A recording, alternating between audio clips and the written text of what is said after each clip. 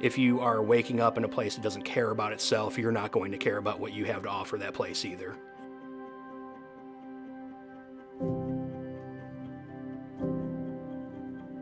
My grandfather had a business on Main Street in the late 50s and 60s, a place called the Soda Shop.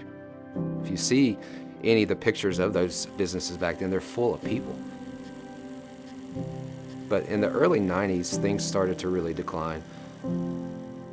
Big box stores that started to open, Kmart's, Maxwell's. Downtown, it just got neglected.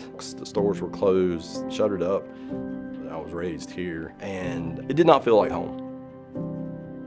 It was kind of this feeling that kind of permeated everything, that the good times are in the past. We're not allowed to have nice things like that anymore.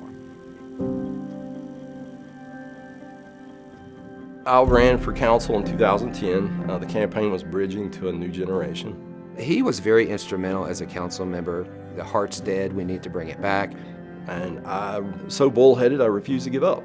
I'm going to put my neck on the block and go for it. Tommy was really pushing me hard to consider this position. And really what pushed me over is my grandfather. It became personal to me.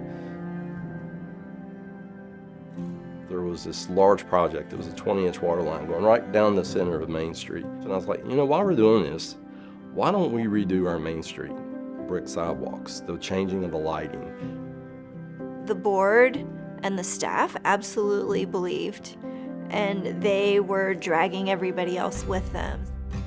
I started as just a summer intern. It was shortly after Todd had been hired. There was so much grumbling of, what, you're tearing up all of downtown, you're blocking my business, you're dumping millions of dollars in taxpayer money into this downtown that sucks. I really didn't know what I was getting myself into. Next thing I know, I'm in the trenches in a construction project just trying to save people from going out of business. Then the seeing and believing started to occur. I think it just created the sense of momentum and transformation. So you didn't need to watch HGTV to see a hometown makeover. Like, it was happening in real time. And then there's the mills tax incentive, which helped us recruit sustainable restaurants.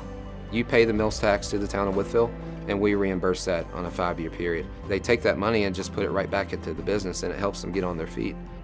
We've taken those funds and we have transformed the grind, including a full remodel, new machines, a roaster, and expanded our online e-commerce. In Seven Dogs situation, they actually bought one of the worst buildings in our downtown and put a full-scale brewery in there with full-scale kitchen and private investment of over $2 million. Knowing that you can actually invest in yourself and care about your community was contagious. Property owners were making their buildings look good through facade renovations. The mill wall was still sitting there just vacant and ugly and dormant. The vision came from visiting other places. There is always a venue that has entertainment. There needs to be a staple there. The mill wall from day one was privately owned. Their family built the theater, 1928 or 1929. And they said they would never sell it to the town of Wytheville. So obviously we have another challenge there that we have to overcome.